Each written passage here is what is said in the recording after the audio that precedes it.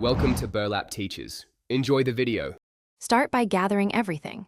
A 16-inch tortilla, 2 pounds of cooked filling such as shredded beef or chicken, 3 cups of cooked rice, and 1 cup of warmed beans. Use 1/2 cup salsa and 2 cups shredded cheese to distribute flavor evenly across the burrito.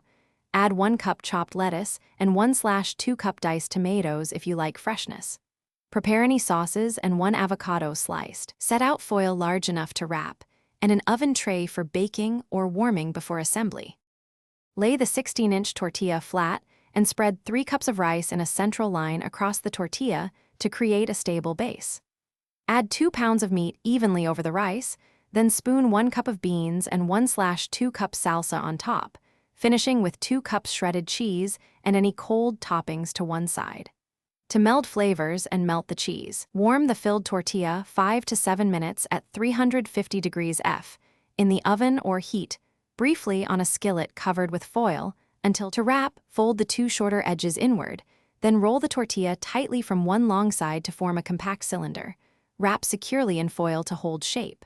For a crisp finish, heat the wrapped burrito 10 minutes at 350 degrees F in the oven or unwrap and grill each side 2 minutes on a hot skillet for browning. Allow to rest 3 minutes before slicing. Slice into portions with a sharp knife, serve with salsa and lime, and store leftovers in an airtight container up to 3 days refrigerated. Thanks for watching. Consider subscribing if this video helped you.